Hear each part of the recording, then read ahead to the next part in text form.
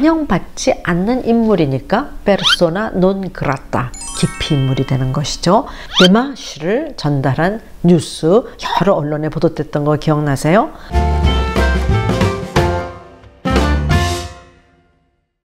봉주 최정화의 랑데부입니다. 우리가 그동안 몇 번에 걸쳐서요, 일상생활에서 우리가 무심코 쓰는 프랑스어에 대해서 쭉 알아봤었는데요. 오늘은요, 외교 언어로 많이 쓰이는 프랑스어 표현들에 대해서 좀 짚어보고요. 또 시청자 여러분들이 궁금해하는 왜 프랑스 언어가 그렇게 외교 언어에 많이 들어가 있나 하는 이유도 살짝 좀 살펴보도록 하겠습니다. 우선 왜 외교 언어에 프랑스어가 많은지 설명해 드리도록 하겠습니다. 1648년 가톨릭 구교와 프로테스탄트 신교를 지지한 제후들 간에 아주 오랜 기간 동안 30년 전쟁이 있었죠. 또 가톨릭을 강요했던 신성 로마 제국의 패배로 결국 이 30년 전쟁은 종식이 되었었습니다. 신성 로마 제국은 실로 복잡하게 뒤엉켜 있었기 때문에요. 전후의 그 질서를 재편하는 과정은 정말 쉽지 않았다고 합니다. 전쟁이 끝나기 전인 1643년부터 정말 여러 외교 사절단들이 협상에 아주 적극적으로 참여했으며 드디어 1648년에는요, 웨스트팔렌 조약이 체결되었고 현대적인 의미의 국가와 외교가 탄생을 하게 된 것입니다. 다자간의 협상이 벌어진 웨스트팔렌은 독일 지역이었지만 조약은 승자의 대표가 프랑스였기 때문에 승자의 대표의 언어인 프랑스어로 기록이 되어서 현대 외교 용어가 프랑스가 되었답니다. 얼마 전에 몇몇 지자체, 서울시도 마찬가지였죠. 외국인 근로자 전원에게 코로나19 전수검사를 의무화하는 행정명령을 내렸었죠. 이에 외교사절들이 가만히 있겠어요? 외교사절들이 외교부를 방문해서 이 조치에 강한 우려를 표하는 데마시를 전달한 뉴스, 여러 언론에 보도됐던 거 기억나세요? 이 데마시는 발걸음이나 거동이라는 뜻을 갖고 있는 단어인데요. 국제관계를 살펴보면 한 국가가 자국의 이해에 걸린 일에 대해서 다른 국가를 상대로 해서 교섭하는 행위이죠. 또 한마디로 쉽게 표현을 하면은 외교적으로 항의를 하는 것을 우리가 보통 데마르슈.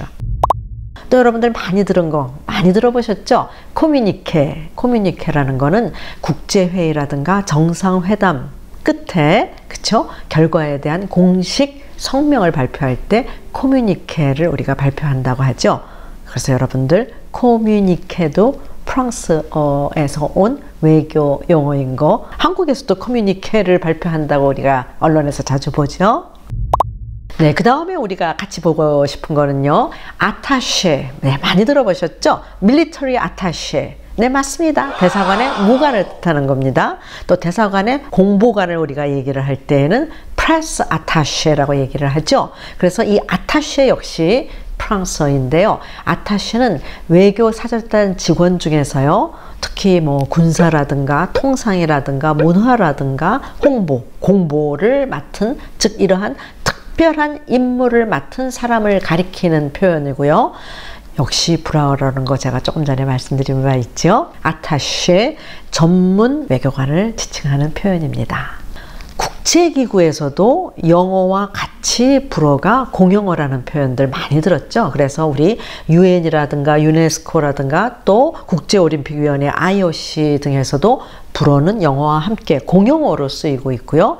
그 정확성 때문에 외교문서에도 영어와 불어가 종종 병기된다는 거 여러분들 잘 알아두시기 바랍니다. 우리가 역사적으로 설명을 하다 보면은요, 프랑스가 17, 18세기 동안 유럽에서 정말 지배력이 막강했었고요. 그러다 보니까 유럽의 보편적인 언어로서 자리 잡음을 좀 했다고 할 수 있겠죠.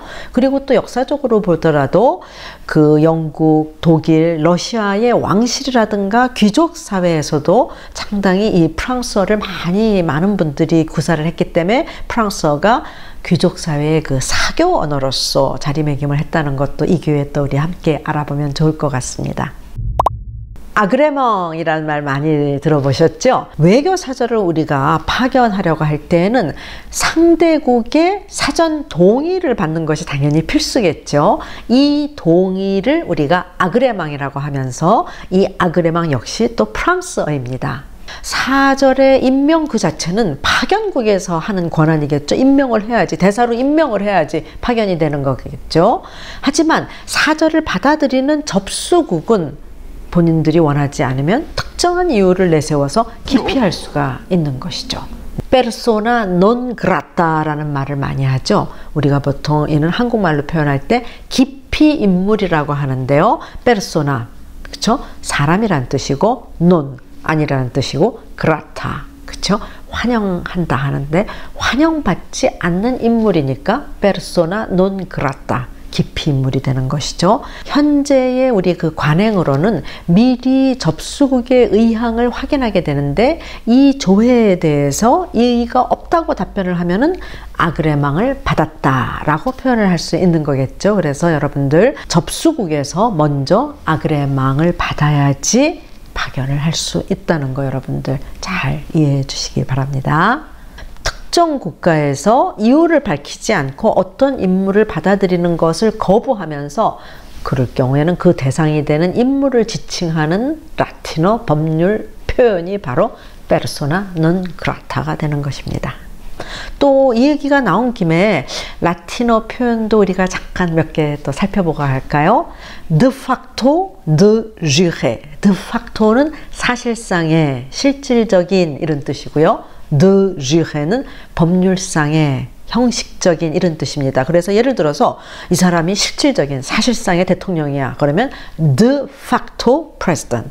그쵸? de facto. 그 다음에 그 사람은 형식적인 대통령이야. 그러면 de jure president가 됩니다. 그래서 de facto, de jure. 네, 좀 쉽고 네, 발음하기도 별로 어렵지 않죠? 네, ad hoc 많이 듣고 있죠. 이것도 역시 라틴 표현인데요. 특정 목적의, 상설된 것이 아닌 임시의 이런 뜻입니다. 그래서 ad hoc committee 하면은 임시위원회, 특별위원회라는 뜻이 되겠습니다. 그래서 ad hoc, 상설이 아닌 임시의, 특별한 이런 뜻입니다. détente라는 말 많이 들어보셨죠? détente, 네, 완화, 휴식이라는 뜻인데요.